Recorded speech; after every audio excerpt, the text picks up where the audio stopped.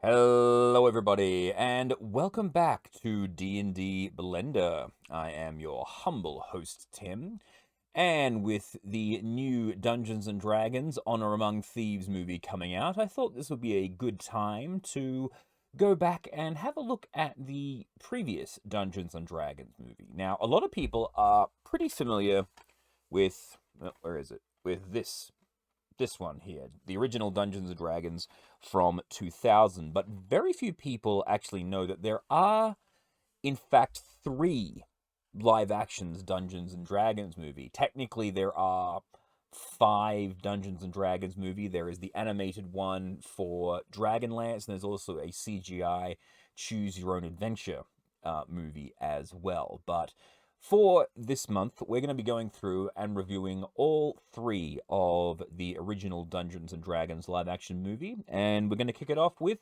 the original Dungeons and Dragons.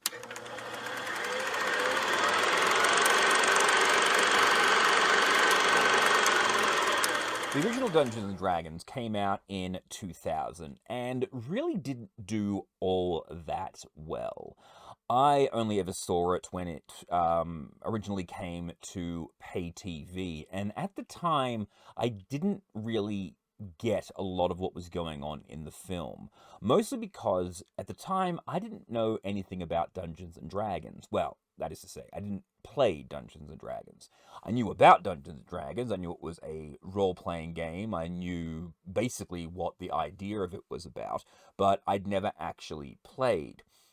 The closest I'd ever gotten to it was the Hero Quest game. I wouldn't even really call that Dungeons and Dragons or role playing. It's more of just a dungeon crawl thing. But since, as you can see now, I have a little bit more experience with what's going on. I've now gained a entire new appreciation for this film. I get a lot of the references. And quite frankly, it's not as bad of a movie as a lot of people make it out to be. But for the synopsis, I figure what I'll do is I'll just read originally. I'll read the back of the DVD case, and then I'll go through and run through little bits and pieces of it myself. So, a world of mythical beauty and ancient mystery, of vast wilderness and untamed danger. Untamed danger? A world where legendary creatures walk the earth and fill the sky. It is magic that dominates the empire, and few are born with the ability to harness its power. Following the Emperor's death, his only heir, child Princess Savina, discovers the greatest threat to the Empire comes from within. The respected Profion has dark plans to secure the royal scepter, which commands the immensely powerful gold dragons. With this power, Profion plunges the nation into civil war. The Empress sends her most trusted scout to find an ancient artifact, the Rod of Severil. It has the ability to summon and enslave the will of red dragons, which will tip the balance of power and expose the treasonous Profion. With the help of a rogue pair of petty thieves, the deadly race begins. In their hands rests the fate of the Empire. So I really like this blurb because it gives you a very clear summary of what's actually going on in the film, but it almost reads like the back of an adventure module. It's like if you pick up an adventure module and get like the basic summary of what's going on, it reads very much like that. So, as you can see from that, it is a very basic sword and sorcery plot. You've got the good guys, the villains, the bad guy wants to take over the kingdom, the good guys want to prevent that from happening. But one thing I cannot recommend enough is when you watch this thing, think about it in the terms of a Dungeons and Dragons game, a campaign. Look at all the characters and work out their classes and who might be playing them and what might be going on at the table at the time. And trust me, you will have a hell of a great time with it. But for now, let's jump into it. As the movie kicks off, we get our villain and his henchmen in their dungeon setting off their plans. The Profion here, played by Jeffrey Irons, is attempting to create a version of the staff that will allow him to control the dragon army so that he can overthrow the princess. And one thing I think is actually very clever about this film, at least I think so now, is that kicks off immediately in a dungeon, and then very shortly after, we stumble straight into a dragon. So it fits very well with the whole Dungeons and Dragons aspect of it, taking it incredibly literally. The other thing that I've really come to appreciate about this film is the character of Profion, because he is the BBEG, and he is a lot of fun, played by Jeffrey Irons. He is hamming it up absolutely crazily. But the thing about it is that now that I'm a dungeon master, I kind of get what's happening here because I've made those faces. I've done the voice that he's done. It's all very over the top, and that's what makes his performance great because when you watch this film, knowing that it's a Dungeons and Dragons movie, you begin to try and see, well, if this was a D&D game, how would this play out? Like, what class would the characters be? What would these magic items be? And if you look at this little bit here that's coming up here, you'll see that face right there. As a dungeon master, I know that face. I've done that face when I'm trying to go absolutely ham and over the top to show how evil my villain is. That's exactly what I do. And unfortunately for Profion, the dragon demagics his staff and goes to go nuts, and he is forced to kill the dragon via Rancor Pit door. And that basically kicks off the plot because, unfortunately, the dragon blood drips into the water supply of the sewer, causing it to catch fire.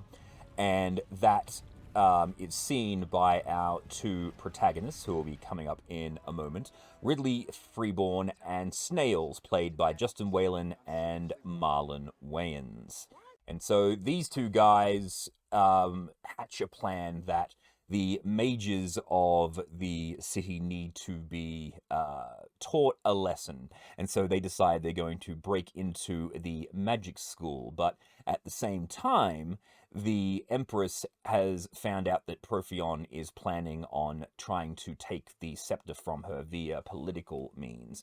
And so what she decides is to send her most trusted scout to find this other staff. So basically, it's like, sure, you can take the staff away from me, but I've got this other staff, and so she'll still be able to maintain control. Meanwhile, inside the magic school, as our protagonists are breaking in, we are introduced to the third member of the party, or the soon-to-be third member of the party, Maria Pretenza, played by Zoe McLean.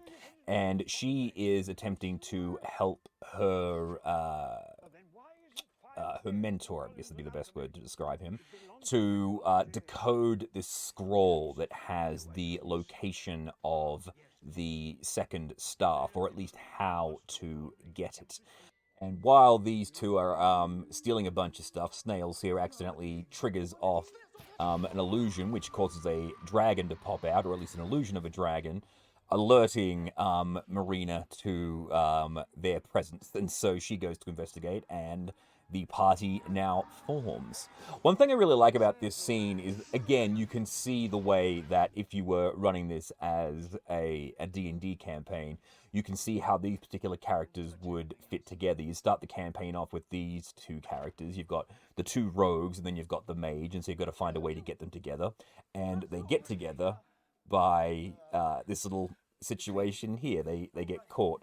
And unfortunately, they fail their deception checks when they lie to her about being the cleaners, and so she has no choice but to capture them. Unfortunately, their witty banter is interrupted by the screams from the other room. Damodar has shown up looking for the same scroll in order to find the staff. The mage gives the scroll to Marina, thus painting a target on their back, and now the party must run for their lives. Damodar reports back to Profion, and Profion is unhappy about the situation, to say the least. And he inflicts a really weird punishment on Damodar. he hits him with this energy beam or this spell, and things start to form inside of his head, and then suddenly you've got these worms coming out of his ears. Now, I have no idea if this kind of creature actually exists in Dungeons and Dragons at all. I haven't come across it. But one of my players who had seen this film actually said that it's apparently or supposedly meant to be a different version of an intellect devourer, which kind of makes sense if they were going in another direction or they couldn't get the rights to use the intellect devourer or what it is. But I think that's what this creature is supposed to be. Yeah, it also allows Damodar to suck memories out of people, which does happen a little bit later on in the film, but let's not get too ahead of ourselves. We meet back up with our party as they have acquired a fourth member, a dwarf named Elwood. I'm not going to talk about him too much because he doesn't really do a great deal in the film. He's just sort of there. He's like an NPC that the DM keeps forgetting to actually include in the different scenes. And they're trying to decipher the scroll or work out what it is. Now, one of the deleted scenes in the DVD actually explains a little bit about Ridley's background and why he doesn't really like mages, or he has this chip on his shoulder.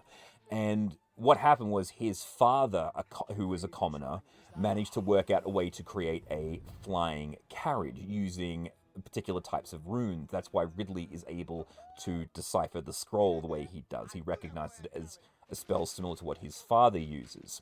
And when the mages found out that he had created this thing, they blanked his mind. And so his father was basically a gibbering idiot for the rest of his life. And I think that was actually a scene that would have actually been really good to keep in. But regardless, the villains are now hot on their tail, and the scene would have gone on with this little bit here happening, but after that, you actually find they're inside the scroll, and they meet a wraith that explains to them the story, and that's how they get the adventure hook, where they have to go to find this red ruby the size of a fist that will act as the key, and that will also allow them to gain the scepter. And they know where this ruby is. It is with the Thieves Guild in another city.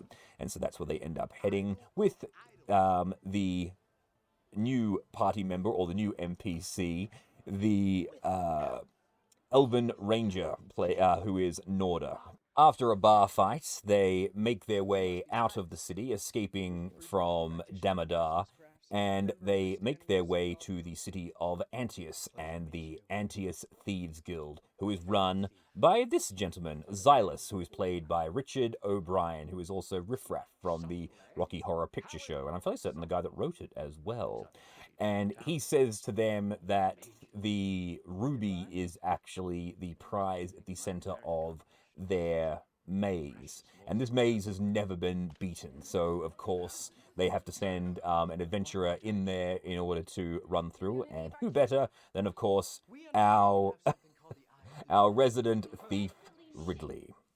After solving a whole bunch of Indiana Jones style puzzles, there was, the light with the swinging pendulum, and there was also a thing where you step on it, there's flames, you got to step on the right tiles in order to get through it. Ridley finally makes his way to the center of the maze. He breaches the final guardian, and he gets the Eye of the Dragon, the ruby the size of a fist. Unfortunately for them, the leader of the Thieves Guild doesn't want to give up the ruby so easily, and so threatens that they will be killed if they don't hand over.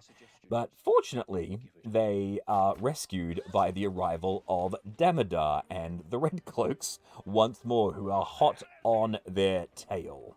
Fight ensues, and unfortunately, the map that leads them to the Dragon Staff is dropped.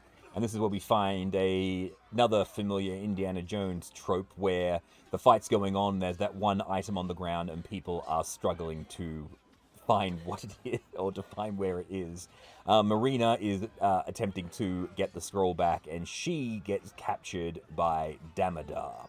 And so now the party has to run off and rescue her with the help of Norda, the Elven Ranger. As they infiltrate this abandoned fortress that the bad guys are using as a camp, they actually have a whole bunch of beholders which they're using as guards. Now, I don't know whether or not the writers really knew that that's not what beholders do, because if you have beholders anywhere near each other, they would absolutely destroy each other. But I will admit, it is cool to see a classic creature. Even though the CGI isn't all that good, it's cool that they're there. And so, using their awesome rogue abilities, both Snails and Ridley manage to infiltrate into the fortress in order to rescue Marina and retrieve the map. Ridley and Snails split up, making the one fatal mistake of splitting the party while invading the enemy dungeon.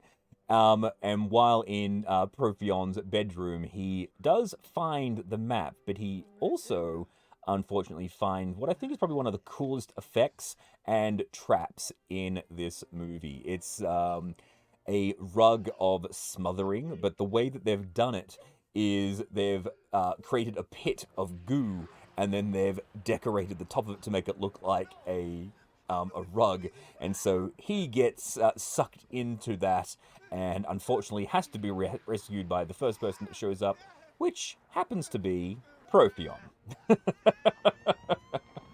While running away from Profion, unfortunately, Snails finds himself in a dead end. And this is actually probably one of the better scenes in the movie, because you can see how this is going to happen in a game. The party split up. The bad guy is slowly walking towards him, and so the DM doesn't want to kill him, but he had a way out. He could have attempted to scale the wall, but the player decides he's going to turn around and fight. And so, of course, you get the great response from him. "You cannot be serious." And Snails replies, "I've never been more serious in my life." "Oh, please." And again, you can see how, as a DM and a player, you can see the way those lines are going to be played. This is why I think, again, I absolutely love this film. And sadly, Snails gets beaten handily. He has no chance against Damodar.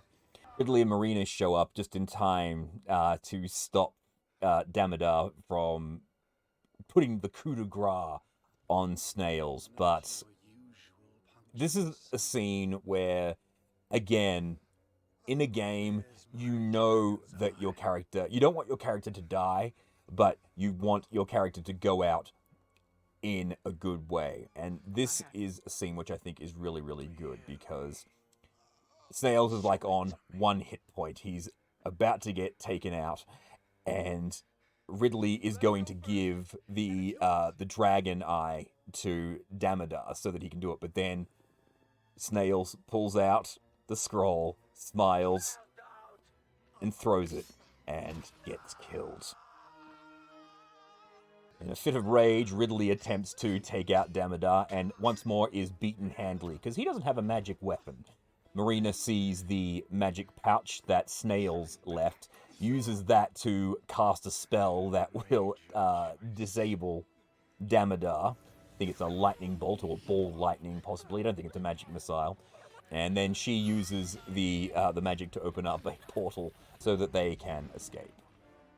The party makes their way to an elven village, where the leader of the elven village is played by Doctor Who, Tom Baker, who plays Helverath the L, I should say, who uses his magic to heal Ridley.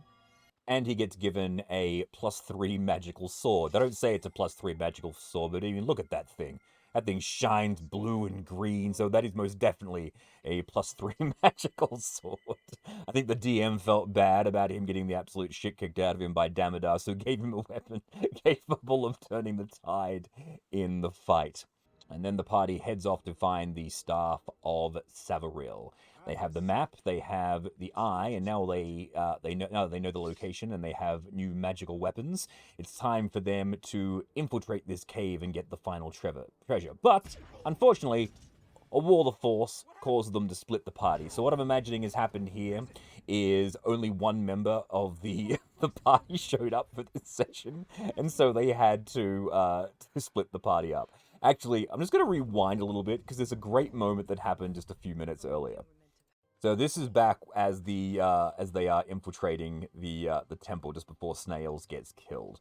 They've split themselves up, and then it cuts back to the other two party members saying, "We should go inside." And he goes, "No, why not?" And he goes, "This is something that they have to do on their own." What what this made me think of, right, is because you've got these two characters. Now they could have come along, but what I imagine's happened here is that, again, those two players didn't show up for this session, and so the DM decided to do it with just the two, and of course, it all went to crap, and that's why Snails ended up getting killed. Anyway, back to Ridley.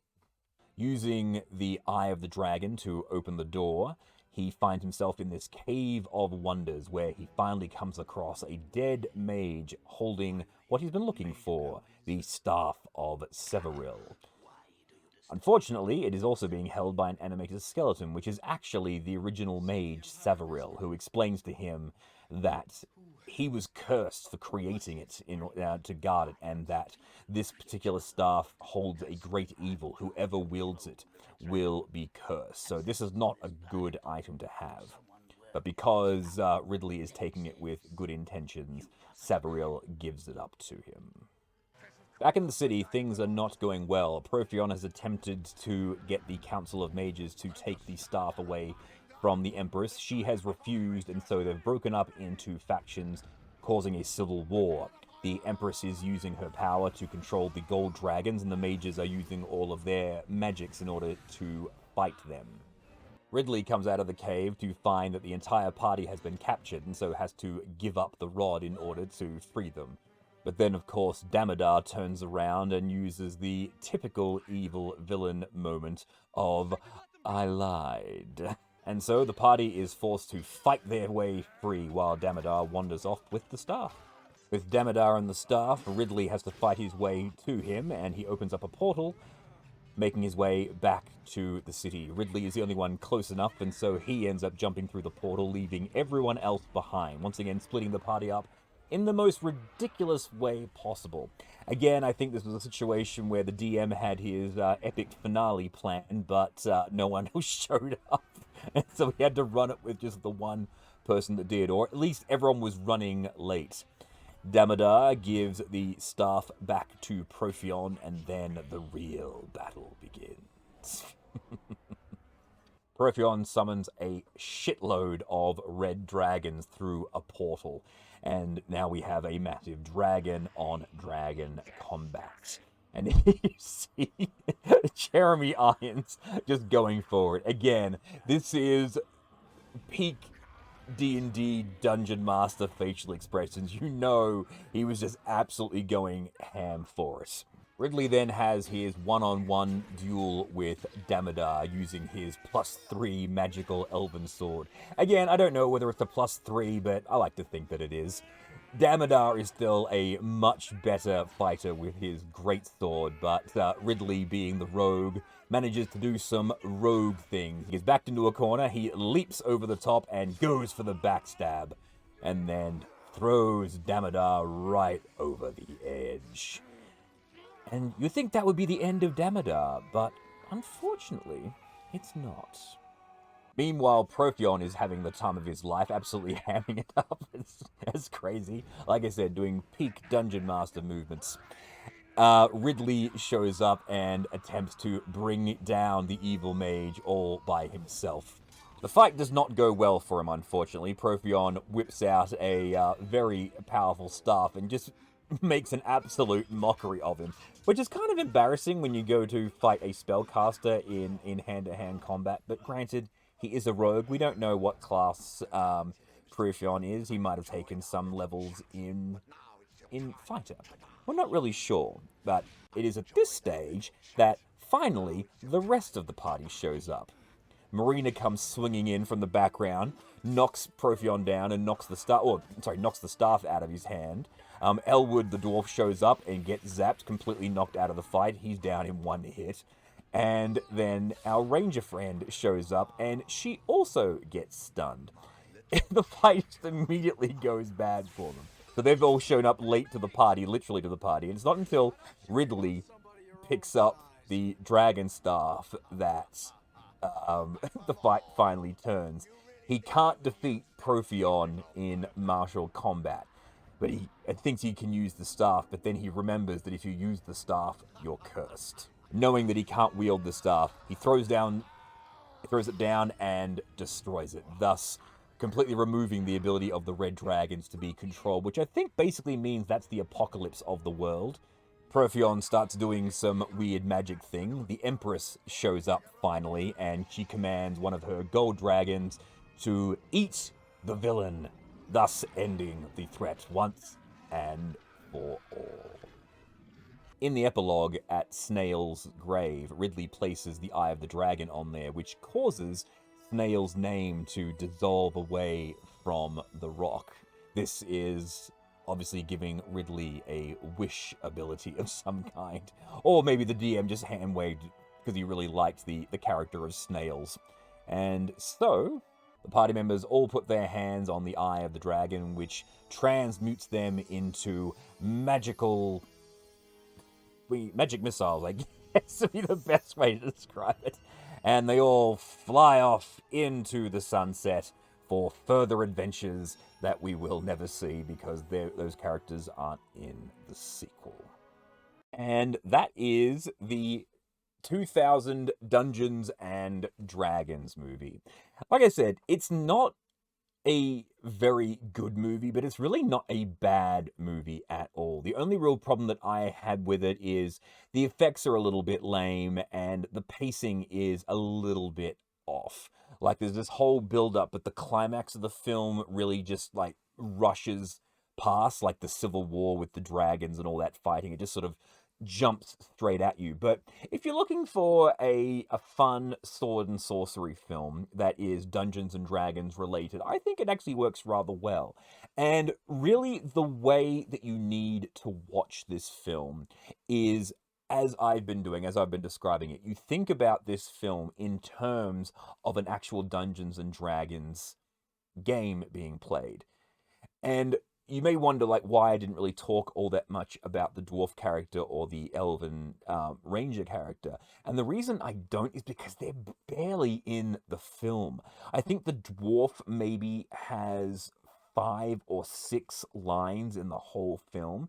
He just sort of tags along. He doesn't do anything. The only time he actually does anything like remotely interesting is when they're escaping from Damodar, when they've been captured and Ridley comes out of the cave with the staff. Otherwise, he's just sort of there and along for the ride. The Elven Ranger makes a lot more sense in that she has been sent by the Queen to track down the staff. She's there to beat Damodar, and so she's actually helping them and also ends up taking them to the Elven village to get Ridley healed. But I still love that scene where they say, we should go in and help him. It's like, no, this is a task they must complete on their own. It's like, why? It just, to me, that's just a moment where those particular players didn't show up for that session.